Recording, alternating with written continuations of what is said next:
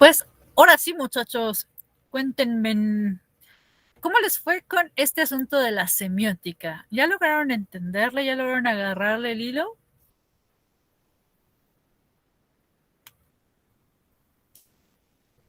A ver.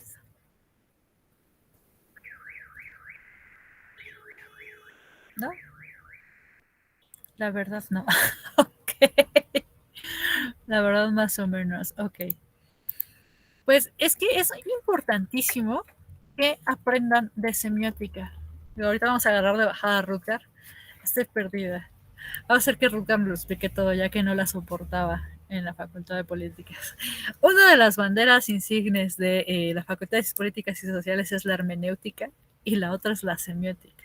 Con la hermenéutica no nos vamos a meter hoy, pero sí con la semiótica. Es muy extenso, muy bien como dice Aline, exactamente, es muy extenso, pero se puede resumir, ya les había comentado la clase pasada, a tres partes. A signo, significado y significante. Así. Así de rápido y de sencillo. ¿Por qué?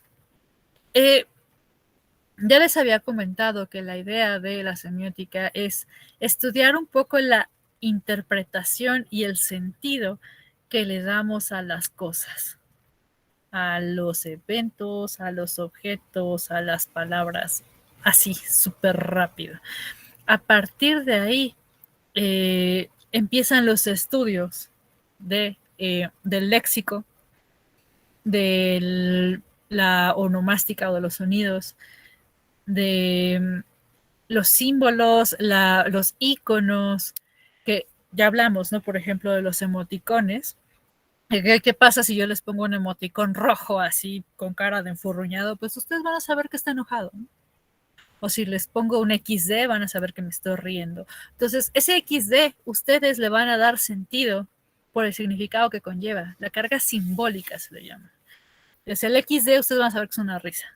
O si yo les pongo, por ejemplo, un LOL, para los más nuevos en este asunto de las redes, LOL significa lot of logs, que es muchas risas. Entonces, si yo les pongo LOL, o League of Legends, ¿no? Si les pongo LOL, me estoy riendo. No sé si ustedes han visto por ahí estos memes de las mamás que apenas están utilizando WhatsApp o esas capturas de pantalla que dice,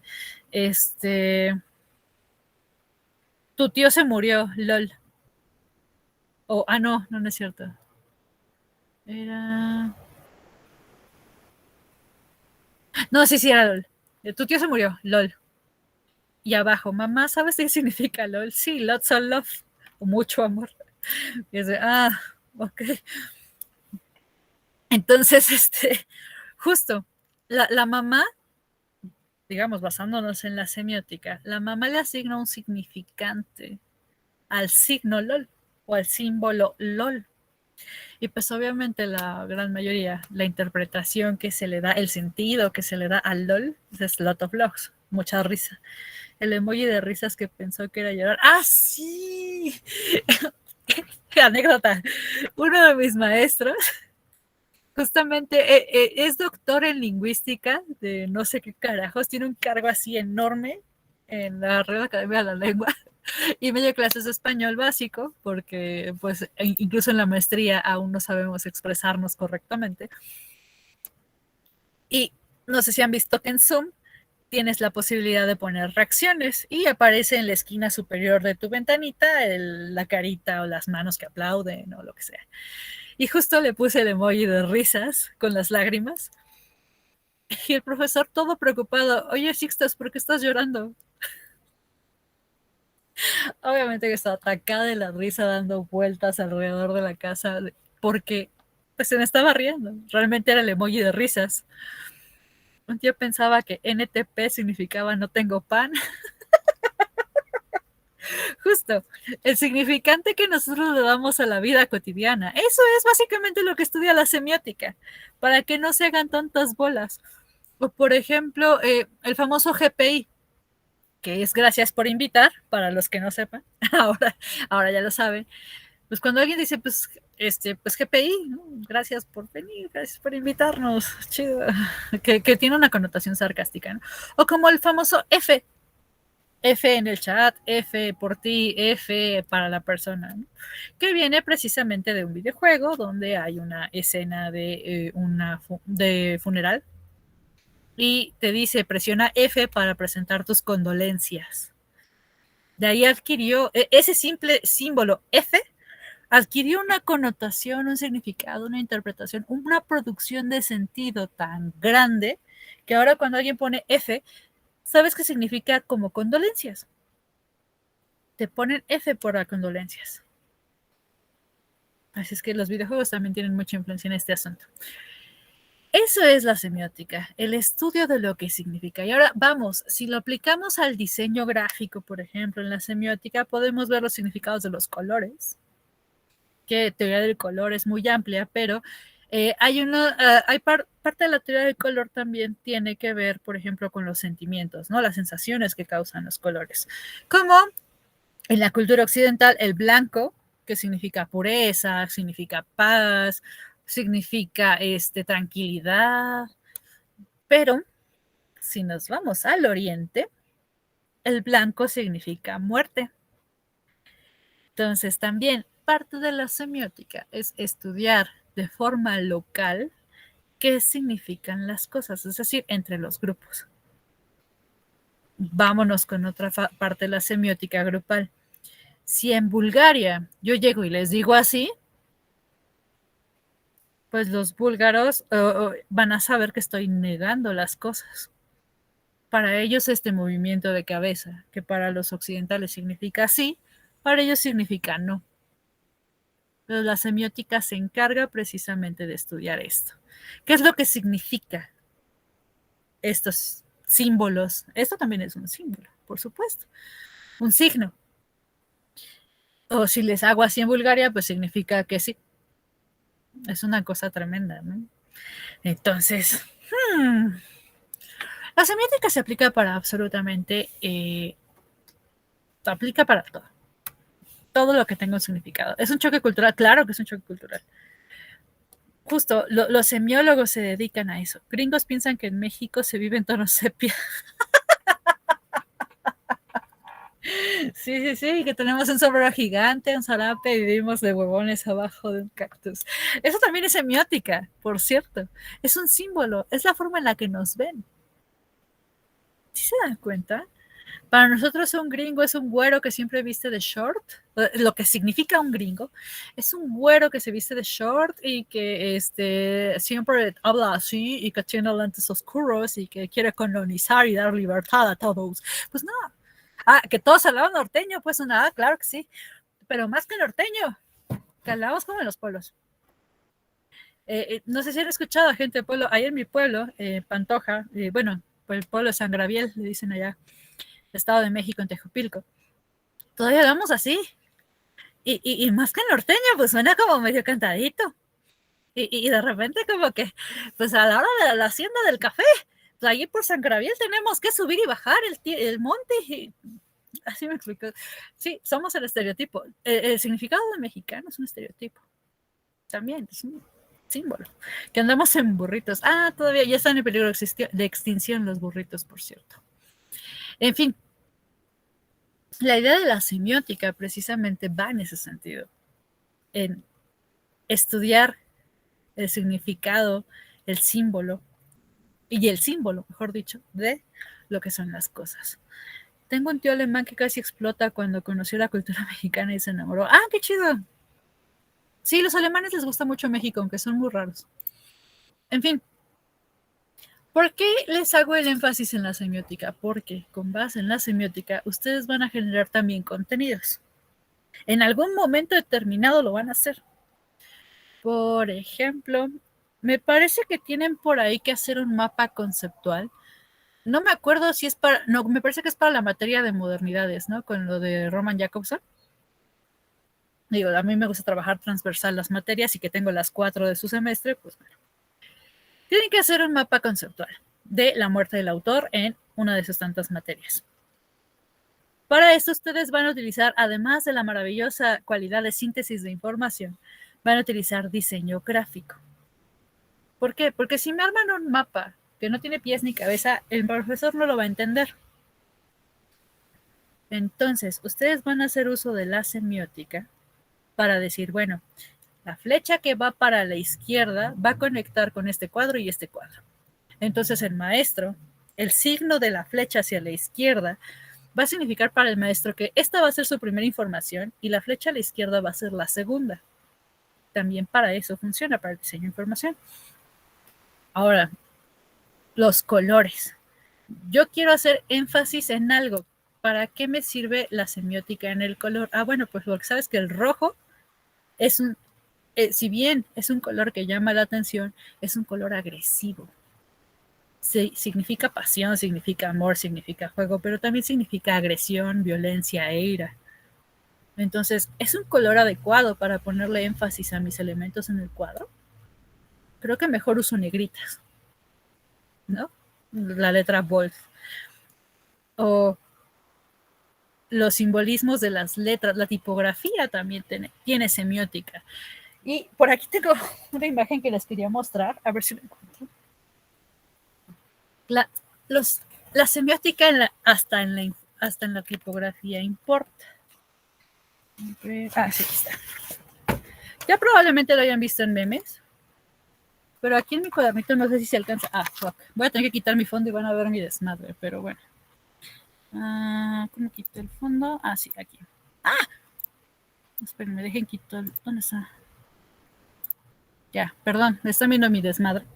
Pero, si ustedes se fijan, no es lo mismo decir, tú siempre serás mío, con letras cursivas y corazones, y en rojo, que ponerle tú siempre serás mío, con tipografía agresiva, violenta, hecha con odio de asesino serial. Exacto. Esto también es semiótica, muchachos.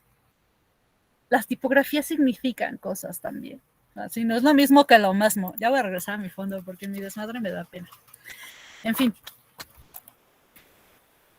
para eso se utiliza la semiótica.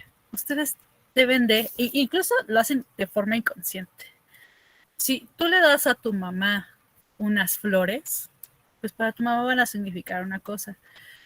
Pero, por ejemplo, para mi abuela, dice, pues que ya me voy a morir, me estás llevando flores a la tumba. Para ella, que le regales flores significa que ya la estás matando. Para eso es la semiótica. En fin, vamos con la unidad 4. Hablo de semiótica porque la semiótica es una forma de estructurar el conocimiento. Entonces, en la unidad 4, ustedes van a ver estructuralismo y yo les voy a preguntar, ¿cuál es una de las más grandes hipótesis que tiene el estructuralismo?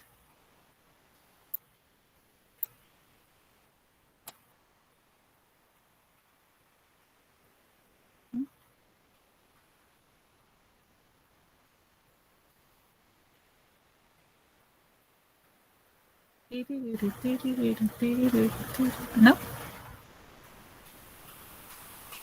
Bueno, el estructuralismo, para empezar, es una forma de organización social de la cual ya les había hablado en anteriores clases, donde cada actor dentro de la estructura social tiene su función. Y que básicamente si uno no lo hace, pues toda la estructura básicamente dejaría de funcionar, por decirlo de esta forma, a diferencia del funcionalismo. La cosa está en que la lingüística está muy basada en este asunto del estructuralismo. Es decir, la construcción del lenguaje tiene una estructura básica. Y si parte de esta estructura dejase de existir, la lengua no funcionaría. La lengua siempre va a tener una función social. Siempre. Y lo pueden ver fácilmente en las diferencias de los acentos mexicanos. Si yo llego y les hablo así, ¿qué es lo primero que van a pensar? ¿Que soy un narco? ¿O que soy una buchona? ¿O que vengo del norte? Son tres construcciones sociales diferentes. ¿Y ustedes qué saben? Igual y a mí de repente se me pegó el acento, pero soy más chilanga que un nopal. iré nomás. Y sí, es cierto, de repente me van a escuchar que cuando me emociono me sale el acento de Sinaloa, pero no soy de Sinaloa, soy más chilanga que un nopal. Yo siempre, yo he nacido aquí en el centro. Entonces, pero tuve un tío que era sinaloense que de repente me hablaba así, de repente cuando se emocionaba, pues de repente le salía el acento y pum, pum, pum, pum. Pues se pega. Toda mi vida hablaba así. En fin, si alguien llega y de repente les dice, ¿qué hueles, carnal? ¿Cómo nos vamos? ¿Qué onda? ¿Va a haber jale o qué no va a haber jale? Ah, pues sale, chido, está chido, órale, pues arre. La construcción social que tenemos de la gente con este acento es que nos va a saltar, o que tiene poca educación, o que viene de Tepito, o que viene de Iztapalapa, o que viene de sepa Dios dónde, ¿no? So sure, las técnicas para describir los niveles de la lengua, observar, escribir y explicar de manera objetiva. Vientos. Justo. Hay, no quería decir hay niveles, pero sí, hay como muchos estratos en los que podemos ubicar las estructuras de la lengua. El estrato social es nos explica, nos construye como sociedad. En fin, eh, el estructuralismo, muy a mi pesar, pues es a final de cuentas una teoría completamente eurocentrista. La lingüística, por ende, también resulta que es súper eurocentrista.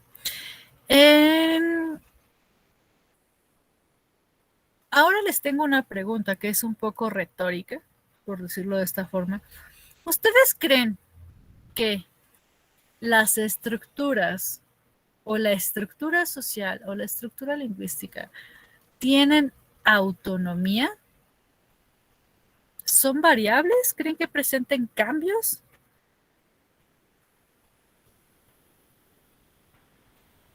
Dice Jessica que sí, creo.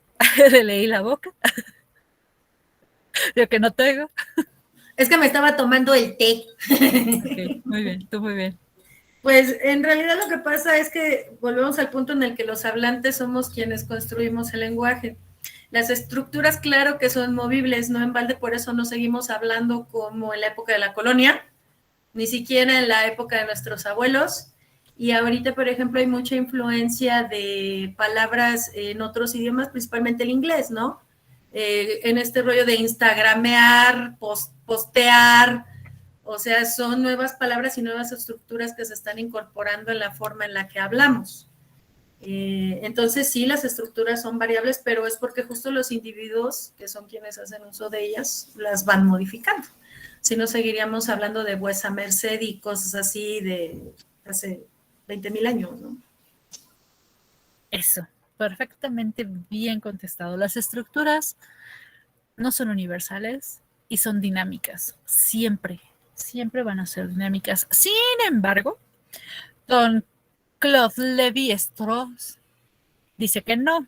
Dice que son estructuras generalmente inamovibles.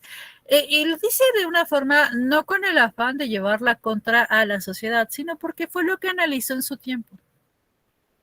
Él no se iba con el asunto de la lucha de clases de Marx porque para ese tiempo todavía no existía. Bueno, sí, sí ya existía, pero digamos que no era como fan. Entonces, Levi-Strauss se dedicó a estudiar esas estructuras que si bien para él no eran obvias ni tan explícitas, o mejor dicho, los sujetos en los que estaba basándose esa estructura no eran conscientes de que pertenecían a una estructura, sí intentó como verle los tres pies al gato a través de los comportamientos, de los discursos, de las palabras o los signos. Yo les recomiendo, particularmente y solo por una escena, que vean la película El discurso del rey. Es un filme increíblemente bonito. Ya Jessica dijo que sí, que seguro que ya lo vio. Hay una parte bien, bien interesante en donde el rey, que siempre se me olvida su nombre, creo que es Alberto. ¿Cómo se llama el papá de Isabel? Siempre se me olvida este pato. Jorge VI. Ya, gracias. Gracias, Google. Jorge VI. El rey Jorge VI está reunido en una sala con su familia. La reina Isabel es una niña pequeñita, chiquita. Por ahí de 1930 y piquito. Pónganle ustedes 36. Cuando Adolfo Hitler acababa de ascender al poder y estaba empezando a juntar adeptos para el Tercer Reich. Y para lo obvio, ¿no? Los discursos de odio que manejaron en la Segunda Guerra Mundial, para empezar a invadir lugares como Polonia, París, etc.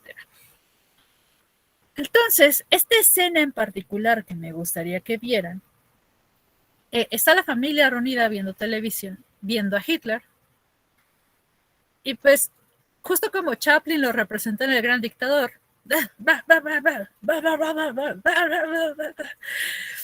y de repente se acerca la mini princesa Isabel a su padre, le dice: oh papá, ¿qué es lo que está diciendo en la televisión? Y el rey le responde: oh, no lo sé, querida hija, la verdad es que no tengo la menor idea, pero lo está diciendo con mucha convicción. Es a partir del estructuralismo, de la semiótica y de los análisis de signos que se desprende una maravillosa corriente que se llama análisis del discurso. Los análisis del discurso, de lo que también forma parte Lévi-Strauss y de lo que ustedes también tienen que empezar a echarle un ojito, te dicen que los discursos unen o destruyen relaciones estructurales. Empieza sobre todo a interesarse por lo que pasa en los medios de comunicación que se están volviendo de un carácter masivo y cada vez están pegando con más fuerza. Otro ejemplo que les tengo de la intrusión que puede tener la parole o la palabra o los discursos en la sociedad o en las estructuras es el ya muy, muy sonado programa de radio de la Guerra de los Mundos. La política, por supuesto. O sea, Adolfo Hitler es el mejor ejemplo que te tengo, Aline. Pero hace muchos, muchos años, si no recuerdo mal, fue en 1939, pero déjenles busco bien el dato. En la radio, pasaron un fragmentito de la Guerra de los Mundos. Pues la locución fue tan buena, pero tan buena, que 1938, casi me equivoqué por un año, que la gente empezó a creer que de verdad los estaban invadiendo. Entonces, el discurso del mismísimo Orson Welles, porque justo fue el que lo locutó, el mismo creador de la Guerra de los Mundos, lo narró tan bien que la gente entró en pánico. Que por cierto, una referencia a esto lo pueden ver en la película de Días de Radio de Woody Allen. Perdón, siempre se me van los nombres y de repente llegan. Entonces, imagínense, ¿no? Es el poder del discurso. Para que se den un quemón. En fin, a lo que quería llegar. Estas estructuras que tienen una lengua que los construye, los modifica, que los vuelve dinámicos. Estas estructuras tienen un relativo grado de estabilidad, pese a que son dinámicas, o sea, se mantienen inamovibles un ratito, pero no tanto. Responden a reglas, por supuesto, que es lo que te dice, los estructuralismos siempre van a responder a reglas y constantes. Si no existieran esas reglas, es la justificación del derecho, por cierto, si no existieran esas reglas, la estructura sería un caos. Esta rama de la antropología te dice que este orden también, a versión macro, también influye, obviamente, en las estructuras chiquitas, en la parte mini. Sin embargo, hay cosas que Lévi-Strauss de primera instancia no notó y que se dio cuenta bastante, entre comillas, tarde, que había microestructuras que obviamente no iban a seguir la estructura mayor. Sobre todo cuando se estudiaron a las tribus de los Amazonas, por ejemplo, donde había pues hasta relaciones de incesto entre primos, una cosa bien rara, y es ahí donde Levi-Strauss dijo, oh. En fin, fuertemente influido por los estudios del lenguaje, Levi-Strauss empezó a decir que la cultura tiene una estructura discursiva. Justo lo que les he venido diciendo. A través del discurso la sociedad se construye, genera identidad. Es una palabra muy, muy importante, identidad. Y también, para acabarla de fregar, por decirlo así, sale otro personaje junto con Saussure que se llama Lacan. Vientos, gracias, Rutger. Rutger les acaba de postear la Liga de la Transición de la Guerra de los Mundos, que yo te voy a robar porque nunca la había oído. La neta, completa no. Pero ahí está, qué chido, qué buen aporte. Gracias, Rutger. En fin, Lacan, que es alumno de Sigmund Freud y que se dedica un poco a este asunto del psicoanálisis, un poco, ajá, te dice que el inconsciente también está estructurado por el lenguaje. ¿A qué quiero llegar con esto? ¿Por qué menciono Lacan? No solo es la estructura social, es decir, no solo es lo de afuera, sino también el individuo como tal, que a través del lenguaje construye su identidad. ¿Cómo es esto? ¿Ustedes se han preguntado en qué idioma piensan? ¿Cómo estructuran sus pensamientos? Por ejemplo, en mi caso, mi cerebro particularmente lo ve todo en letras. No puedo imaginarme imágenes, todo está escrito. Y además por ahí hay una pestaña que reproduce música, no sé cuál, de las 27 que están abiertas. Por ahí algo suena. Y hay otra que tiene un changuito así.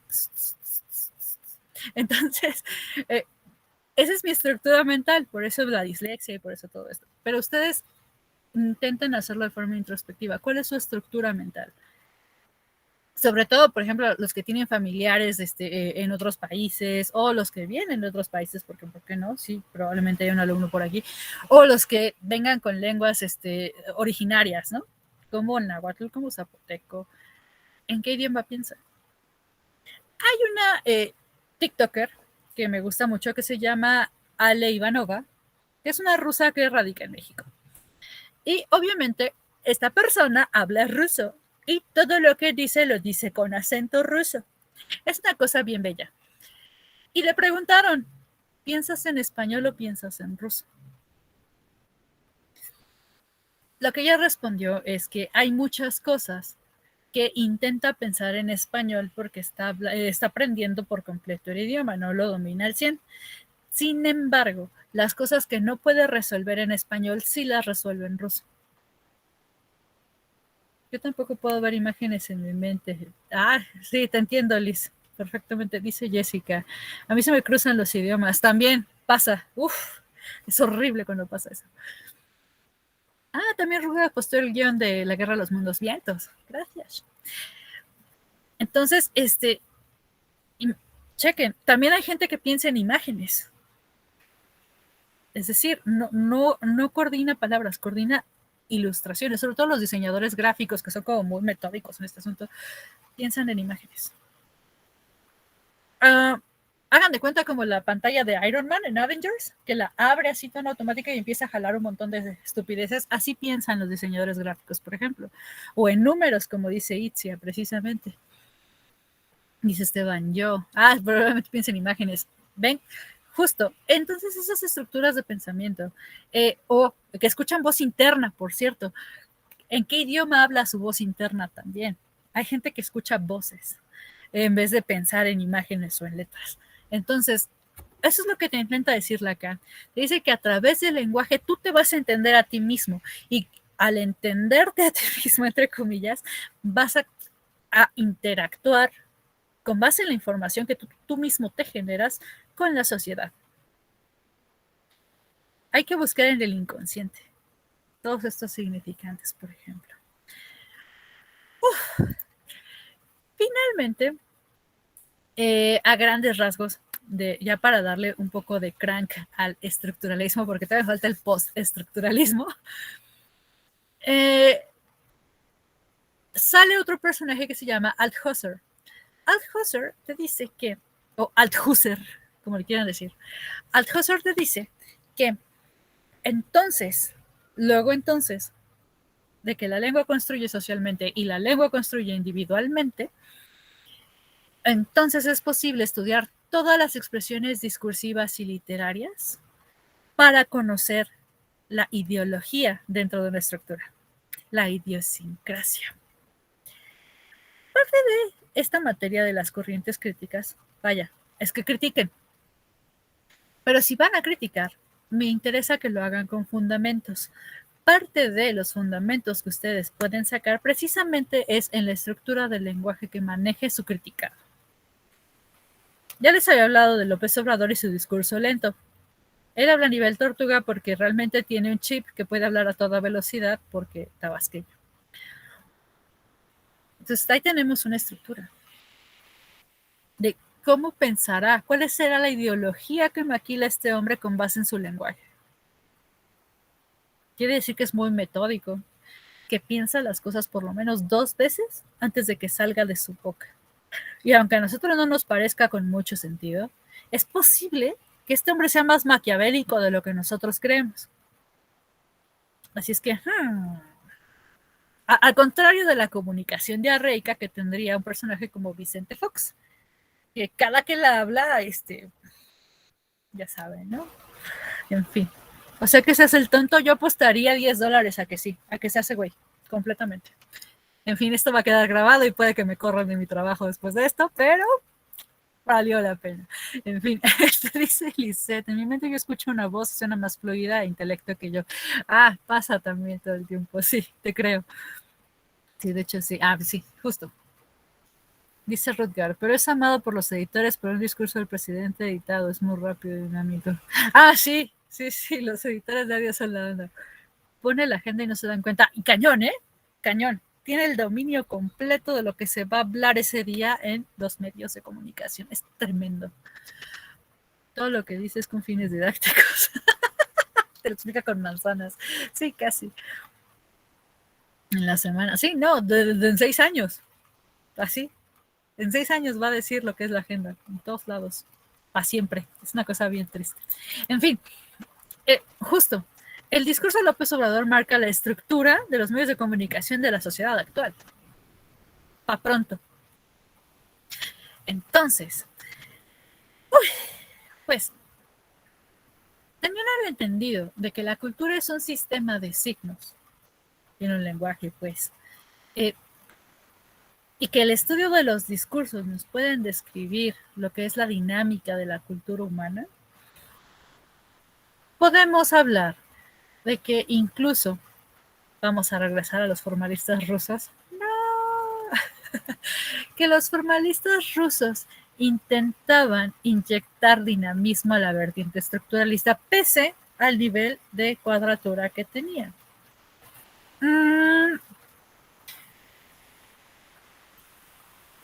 Veamos.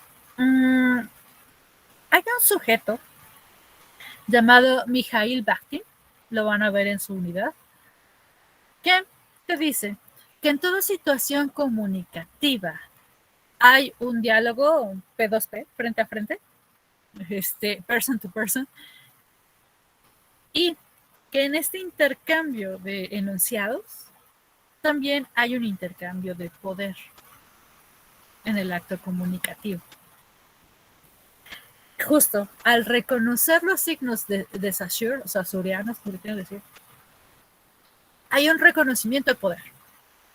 A través del discurso, yo puedo dar el poder o puedo quitárselo a otra persona. Esto es lo que los formalistas rusos que tienen problemas en su cabeza intentaban hacer con la ligadura del estructuralismo saussuriano. En fin, a lo que quiero llegar con esto es que, por ejemplo, nuestra relación actual de clase, lo ideal es que sea horizontal y que la maestra no esté hablando como merolico toda la tarde. Lo que a ustedes les vale, por supuesto, ya lo noté, pero lo ideal es quitar esa verticalidad. ¿Por qué? Porque yo no quiero tener una posición de poder. Al contrario, mientras menos hable y me paguen por eso, mejor. Pero, eventualmente, aunque yo no quiera, quizá fuese a nivel inconsciente o yo qué sé, llega un punto en el que se sobrepone la relación maestro-alumno y que es el maestro que tiene el poder de la clase, por ejemplo, cuando les doy la palabra al momento de alzar la mano, cuando escucho el sonidito en el audífono, ¿no? O al decirles, pues pongan su nombre aquí en el chat para pasarles lista, por cierto, háganlo por favor, porque si no se me va a olvidar, ejerzo una relación de poder. Ustedes me están obedeciendo incondicionalmente.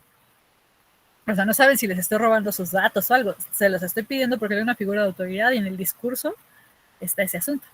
Hay un experimento social bien bonito que valida precisamente esta idea del formalismo ruso.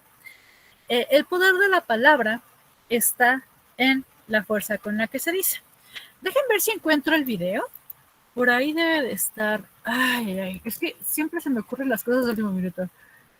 No recuerdo ni siquiera si lo vi en Facebook, en TikTok o en dónde carambas. No lo encuentro y no voy a perder mucho tiempo porque no me queda mucho. Es un sujetillo que está vestido como pues, alumno de filosofía de la UNAM. Sorry. Así, pachoso, con su playera de metálicas, pantalones rotos. Y está en un centro comercial súper fresa, en el que pintan un cuadro en el piso. Y va pasando la gente, y él así con las manos metidas en los bolsillos, dice, sal de mi cuadro. Sal de mi cuadro. ¿Qué? Salgas de mi cuadro. Ah, sí, claro, güey. Y pasa la gente sobre el cuadro que está en el piso y le vale madre. De repente, cambia su actitud. Con la misma vestimenta, pero saca los brazos de los bolsillos, se empodera, saca el pecho, mete las nalgas, etc. Como la voz de la... ¡Ah, justo! ¡Gracias, Junuel Vientos! Qué bueno que ya lo viste. Justo se pone en pos de macho alfa y empieza, ¡sal de mi cuadro! ¡Sal de mi cuadro! Y pues así, en corto, la gente empieza a salirse del cuadro. ¡Que salgas de mi cuadro, carajo! Y se va. El poder del discurso, o la voz del alfa, justo. Entonces, imagínense el poder que tienen las palabras, la relación de poder a la que llegas al solo hacer la misma frase, sal de mi cuadro, pero de forma enérgica. Dice Rutger, yo les recomiendo las películas de Tarkovsky para mal viajarse con la semiótica y están al análisis del discurso, en especial Stalker. Eso. Qué buena recomendación y qué forma de introducirla. Muy bien, Rutger. En fin. Sí, intenté buscar el video como la voz del alfa, pero no se deja. La verdad es que no quiero. En fin. Entonces, este poder de la palabra ejerce una relación de poder. Y todo diálogo, todo discurso, presupone obviamente un antes y un después. Tanto para el que oye como para el que habla.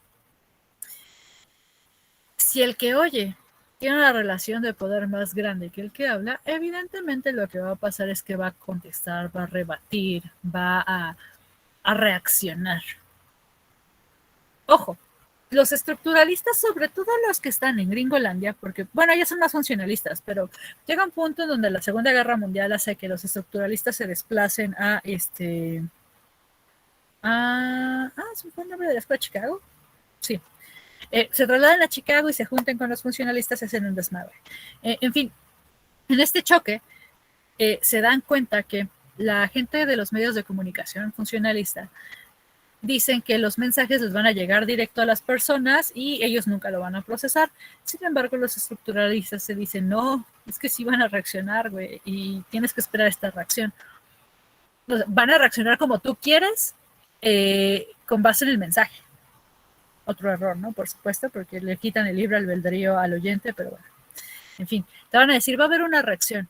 Pero si tú les das tal discurso, eso, yo no le encontré el video. Eres la más mejor, gracias. Ahí está, les dejo el video Yunuel de el macho alfa. Bueno, la voz del alfa. Vientos. ¡Ah! Ya, lo voy a guardar para que no se me olvide. Muchas gracias. Entonces, se me fue la felicidad. Ah, sí. Entonces, Bakhtin te dice que con base en el mensaje, la reacción va a ser hasta cierto punto predecible, aunque nunca lo va a hacer completamente. ¿A qué va esto? ¿Cuál es la probabilidad de que si yo llego, por ejemplo, con Junuel, ahorita que prendió su camarita, le meto un puñetazo en la cara y me responda con otro? Pues un 99%. Pero ¿qué tal si Junuel es muy linda y le gusta la paz y es como Gandhi o la Madre Teresa de Calcuta y en lugar de responder con violencia, me da una palmada en la cabeza y me dice gracias? Así, obvio, yo como interlocutor violento, pues obviamente voy a sacar de onda, justo, porque los actos discursivos no son predecibles por completo, aunque parece que sí. ¿Sí me explico? Va. Bueno, hasta aquí, ¿dudas, preguntas, ganas de llorar?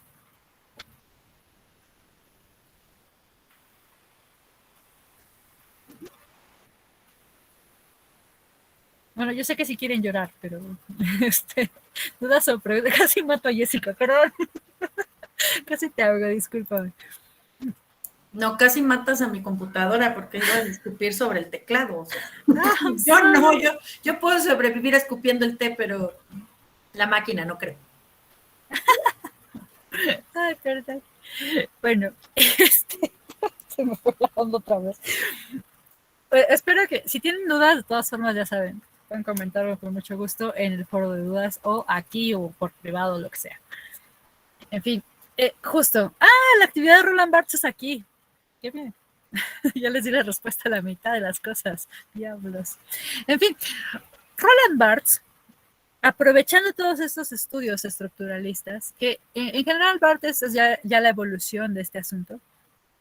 No, como que ya la entendí un poco mejor. Bien, entonces. Roland Barthes intenta proponer un diálogo precisamente entre, si bien la semiótica es estructuralista, hasta cierto punto está desligada del estructuralismo. Entonces Barthes propone un diálogo entre estas dos partes para intentar generar o intentar poner énfasis o el punto sobre las IES de la dimensión significante. Esto que les dijo Lacan. El individuo se construye con la palabra. Entonces, el intento de Roland Barthes es hacer una crítica literaria a partir de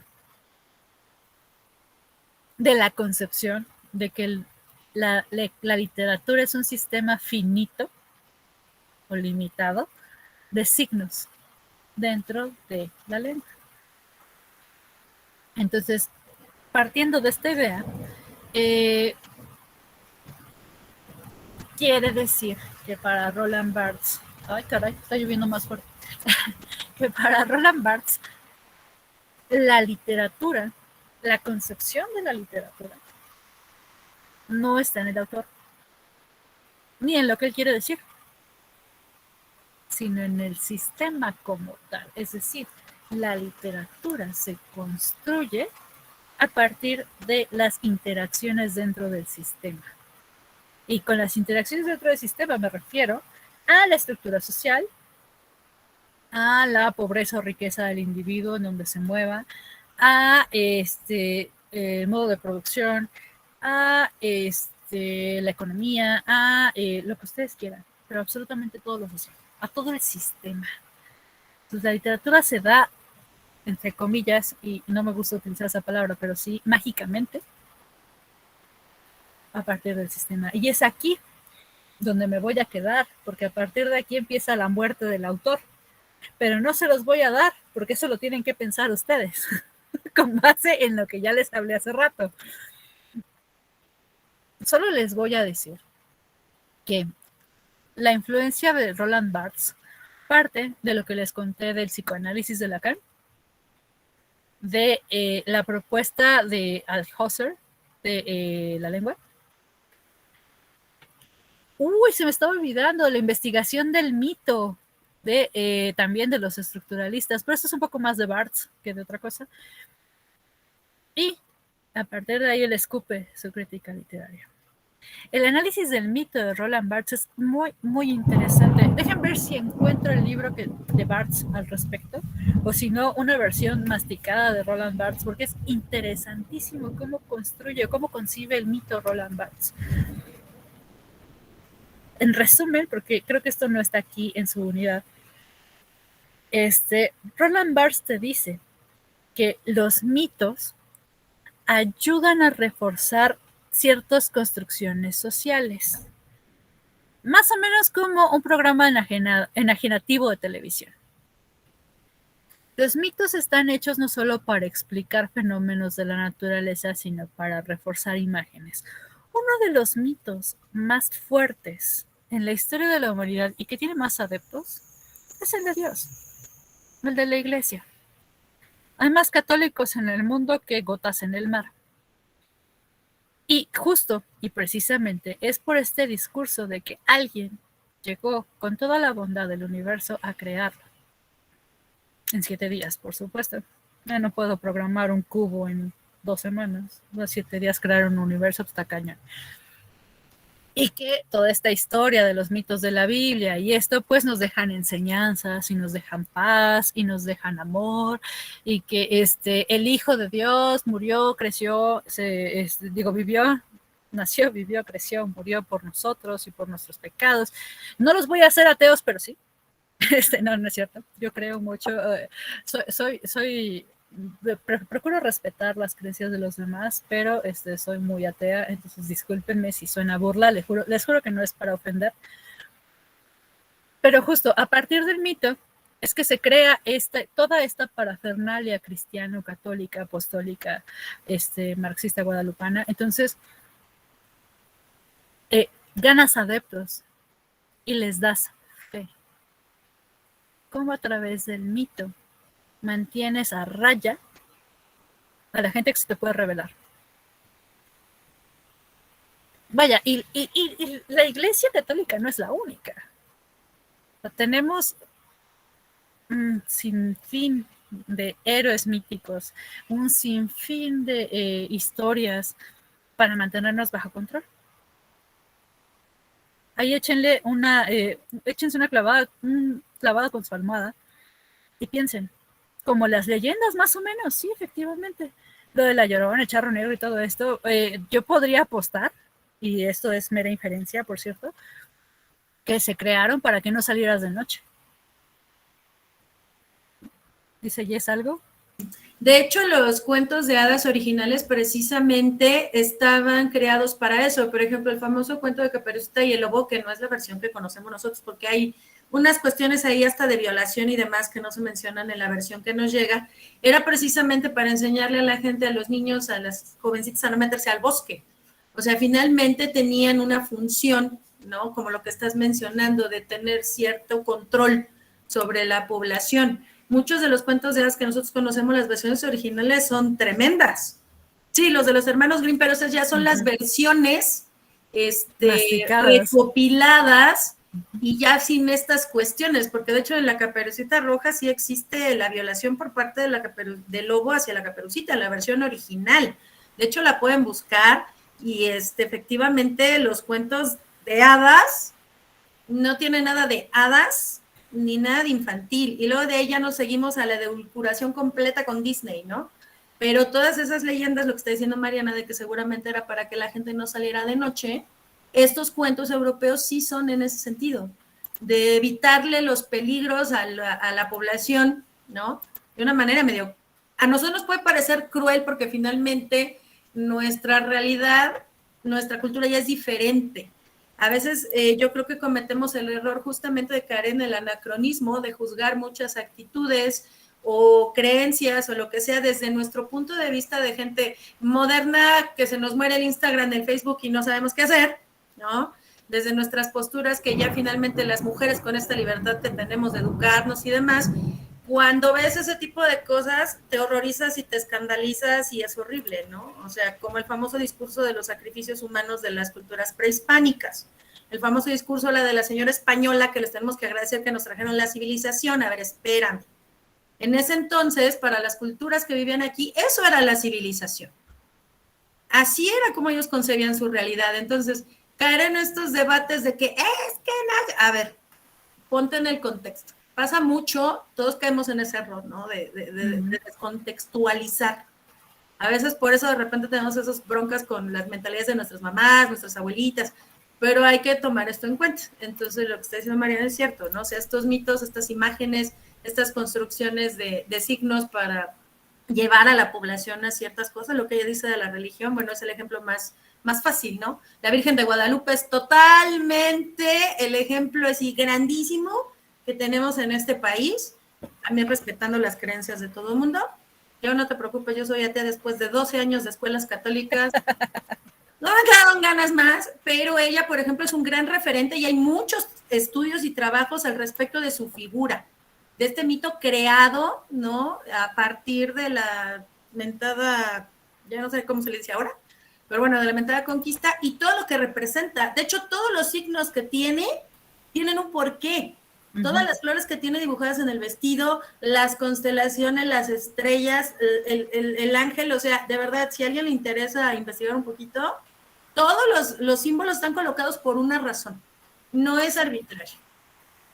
Exacto, no, y además de que está basada en Mamatonatzi, que justo estaba en su efigie en el cerro del Tepeyac, y pues dijeron los evangelizadores, presta, pum. En fin, ay, dice Rutger, espero me perdonen por hablar de cine siempre, pero soy un clavado, está bien. Las películas del Liceo Subiela en específico. La película Hombre mirando al sudeste denota la parte retórica de Roland Barthes. ¡Vientos! Ya las están anotando, dice Ana María, como el mito de la hostia que sangró, o mejor dicho, que tiene sangre de un ser humano. Sí. Dice Jessica que gracias a Rutger. Dice, totalmente de acuerdo contigo, Jessica. Dice Jessica, no sé mucho de cine. Hola, Lizeth. Ok, bien.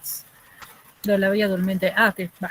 Sí, justo. Entonces, gracias a Rutger por la película. Realmente yo creo que les va a iluminar un buen camino de Roland Barthes. Realmente no es un autor complejo. No, comparado con los rusos, les juro que esto va a ser una papa frita. Pero sí me interesa que le pongan particular atención, porque al momento de realizar la deconstrucción de la muerte del autor, tienen que ser muy sintéticos. Me han llegado cuadros como de 13 kilómetros de la muerte del autor y la idea no es esa. La idea es que lo hagan súper chiquito, lo más chiquito que se pueda. Así es que aquí es en donde van a entrar sus habilidades para resumir, sintetizar y procesar la información. En fin, lo voy a dejar hasta aquí porque son las 8 y tengo que ver a mis niños de narrativas. Espero que sean felices, que les vaya súper bien en esta unidad 4. Échenle muchas ganas. Nos vemos el próximo miércoles. No sé si seguir con la unidad 4 ya aventarme las 5 de una vez. Ya lo veré. Pero mientras, disfruten. Recuerden que sus tareas a más tardar, lo ideal es que sean para el 13, el miércoles 13, la próxima semana. Si no pueden, pues no nos vamos a morir, ¿ok? Espero. Muy bien. Pues, sale pues, muchachos, sean libres. Muchas gracias a todos por venir. Gracias. Gracias, hasta luego. Hasta luego. Adiós.